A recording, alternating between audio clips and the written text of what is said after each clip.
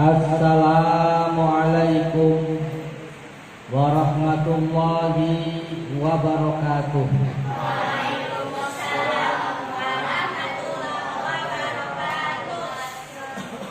Alhamdulillah wa syukranillah, salatan wa salaman ala rasulillah, wala haula wala quwwata illa billahil aliyyil azim.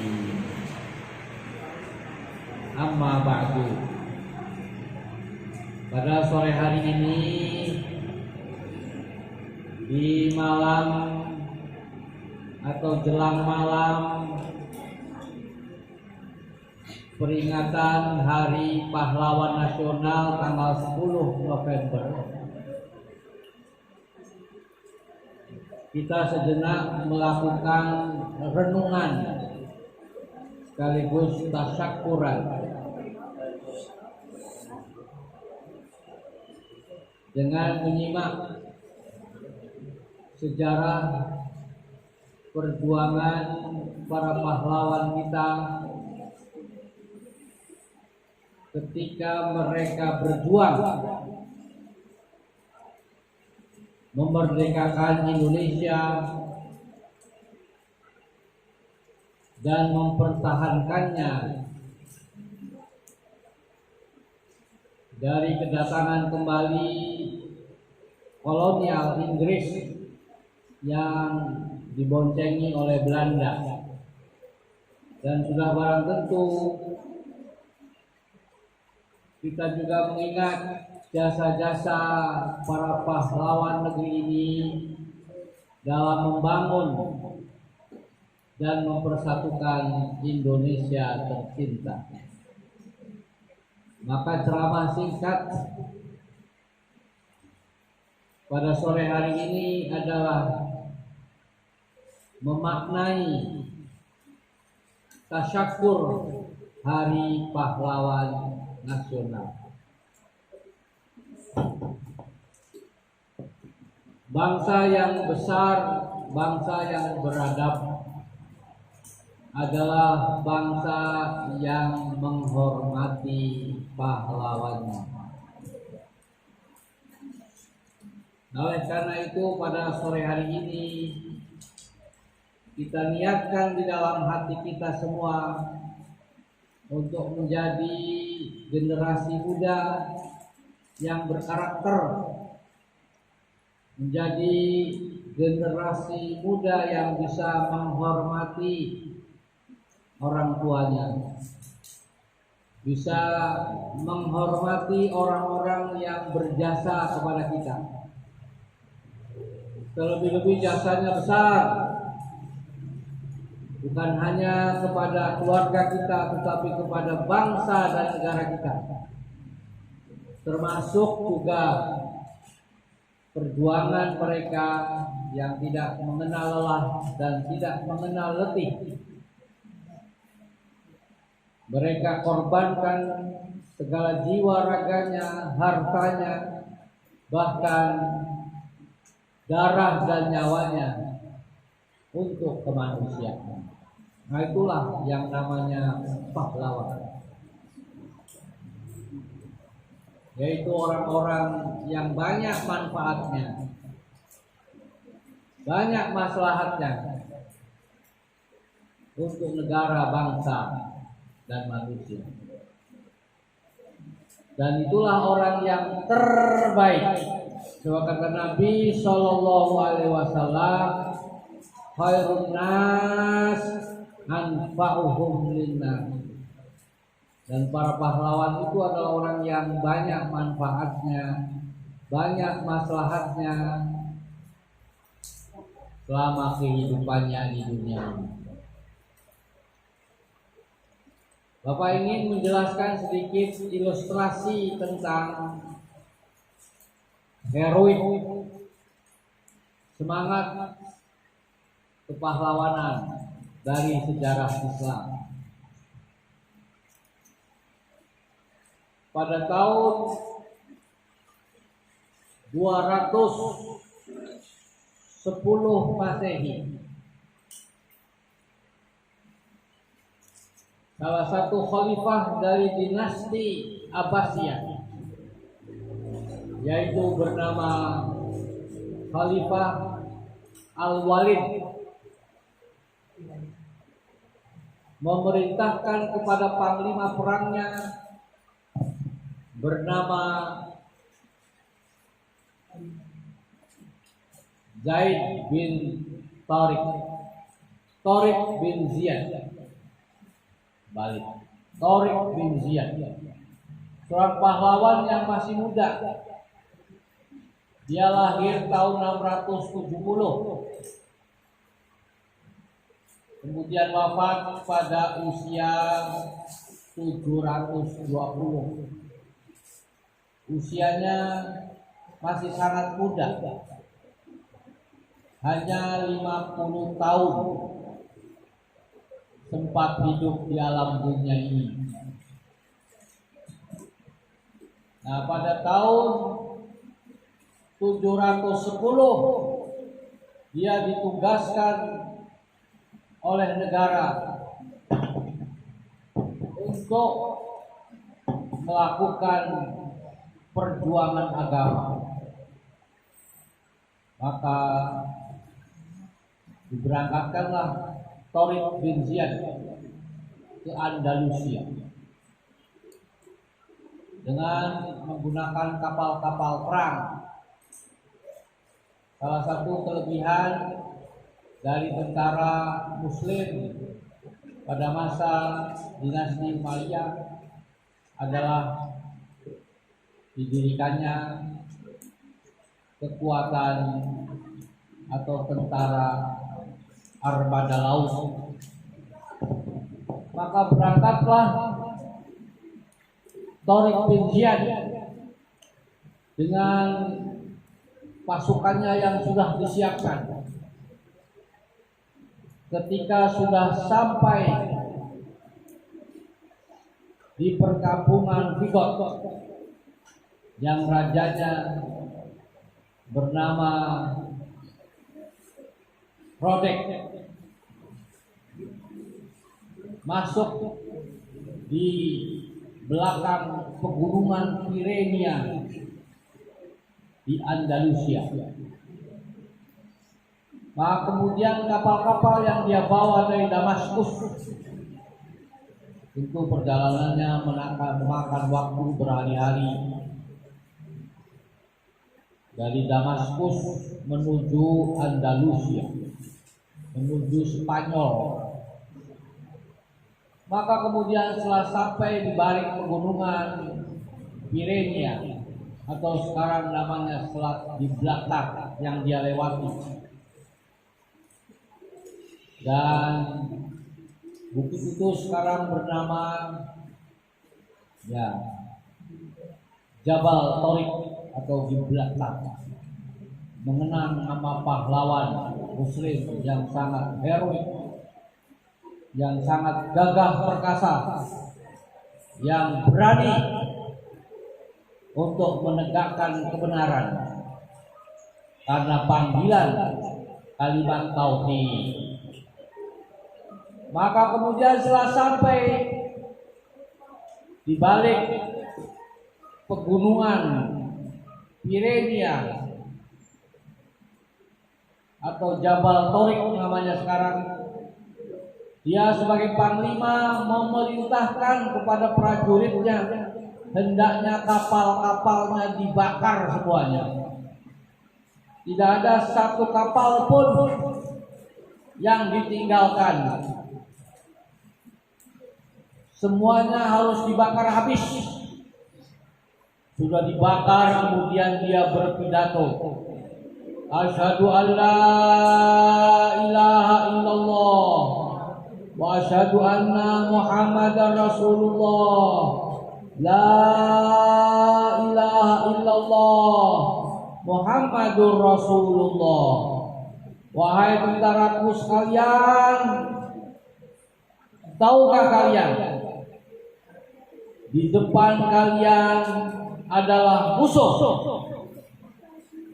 yang siap dengan persenjataannya dan perlengkapannya, dan di belakang kalian adalah lautan yang dalam. Tidak ada yang bisa menolong pada hari ini kecuali Allah Subhanahu wa Ta'ala. Tidak boleh kalian merasa diri kalian sombong, angkuh, jumawa, tetapi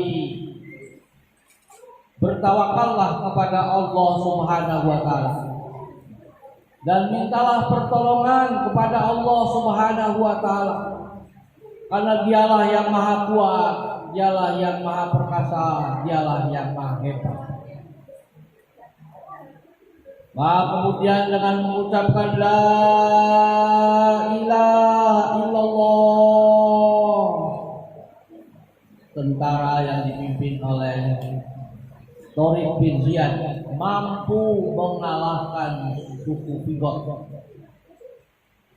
yang dipimpin oleh rajanya namanya Raja Rodak. Dan akhirnya Andalusia dikalahkan oleh umat Islam, oleh Bani Umayyah. Maka kemudian Andalusia dalam perkembangan selanjutnya menjadi kerajaan yang maju, berkembang ilmu pengetahuan berkat jasa para pahlawannya, yang salah satunya adalah bernama Tariq bin Ziyad. Apa yang bisa kita pelajari dari kisah kepahlawanan Tariq bin Ziyad itu? Seorang pahlawan adalah seorang yang pemberani. Seorang pahlawan adalah seorang yang tidak pengecut. Seorang pahlawan adalah orang yang senantiasa menegakkan kebenaran. Dan pahlawan itu mendapat kemenangan karena dorongan agama. Dan Allah Subhanahu wa Ta'ala menjanjikan kepada siapa saja yang berani membela kebenaran, membela agama, membela negeri, membela bangsa, maka Allah Subhanahu wa Ta'ala akan berikan dia kedudukan yang tinggi di sisi Allah Subhanahu wa Ta'ala. Allah Subhanahu wa Ta'ala memberikan derajat yang tinggi di sisi Allah Subhanahu wa Ta'ala dengan sebutan syuhada.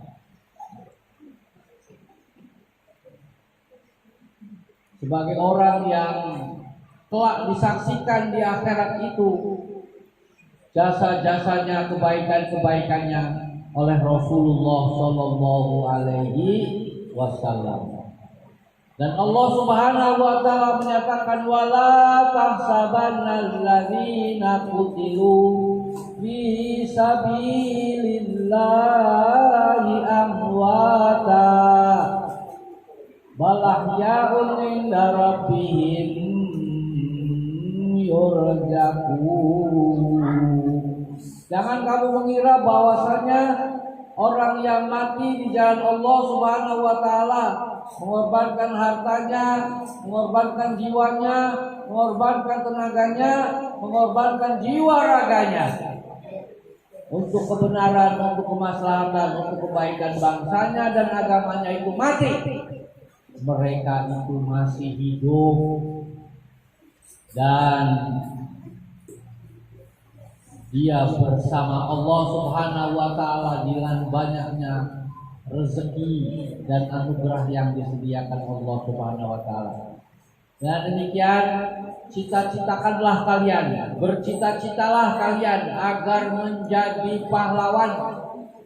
Yang sekarang itu nama pahlawan itu banyak jenisnya. Orang yang bekerja di luar negeri jadi TKI, jadi TKW, kemudian bisa membantu bangsanya, bisa membantu negaranya, masyarakatnya, jadilah dia disebut pahlawan devisa. orang yang bekerja mencerdaskan kehidupan masyarakat,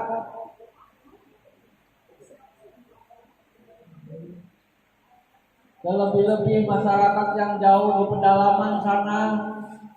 Dia mencerdaskan masyarakat dengan segala pengorbanannya,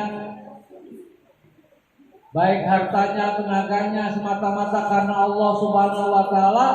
Disebutlah dia sebagai pahlawan tanpa tanda jasa. Nah, demikian pula yang bekerja di mana saja, di daratan maupun di lautan, karena Allah Subhanahu wa Ta'ala, untuk menghidupkan keluarganya dan memberi manfaat buat bangsanya, itu juga adalah pahlawan. Asalkan niatnya ikhlas karena Allah Subhanahu wa Ta'ala. Tapi kalau kalian berjuang, belajar, bekerja, berdagang, kemudian niatnya hanya untuk mencari nafkah saja, mencari uang saja, tidak ada keikhlasannya di dalam berjuang untuk masyarakat dan bangsanya, wa mata wa maitatuhu maitatan jahiliyatan.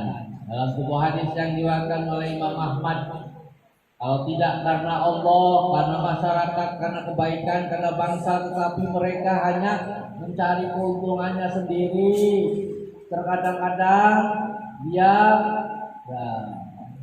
memecah belah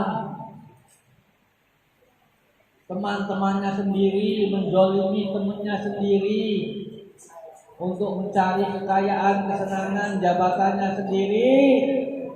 Dan siap-siaplah kalau mati nanti,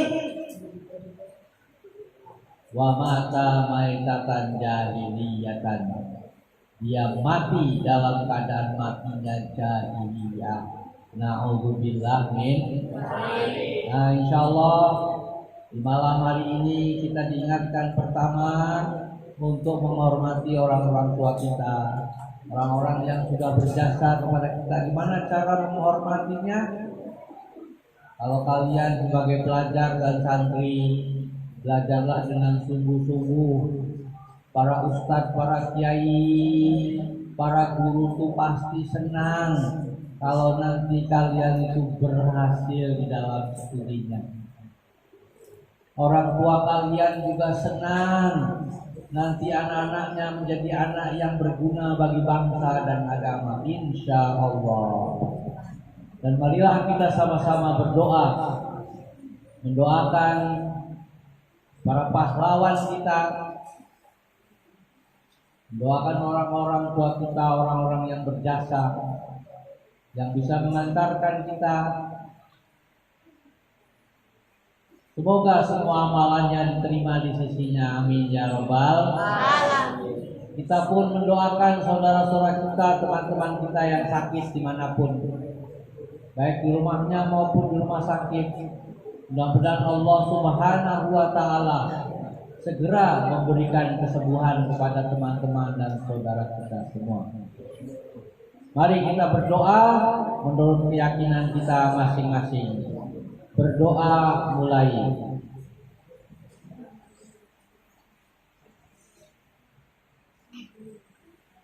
Allahumma amin ya mujibas sa'ilin. Billahi taufiq wal hidayah. Wassalamualaikum warahmatullahi wabarakatuh.